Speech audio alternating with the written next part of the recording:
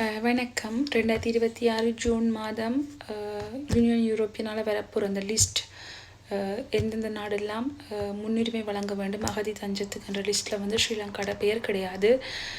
Bangladesh, Egypt அந்த மாதிரி வேறு வேறு நாடுகள் தான் இருக்குது. கொலம்பி, மஹோக். ஸோ அவை சொல்கிற ரீசன் வந்து 1989 2009 வரைக்குமான அந்த பிரச்சனை இருக்குது தானே. அந்த பொலிட்டிக்கல் பிரச்சனை முடிஞ்ச நாடியும் பொருளாதாரத்தை தவிர வேறு எந்த ஒரு பிரச்சனையுமே முக்கியமாக சொல்கிறதுக்கு இல்லை என்ற நாடியும் இந்த மாதிரி ஒரு விஷயத்தை அவைய செய்திருக்கணும். ஸோ அந்த லிஸ்ட் வந்து ஜூன் மாதம் 2026 வரும்.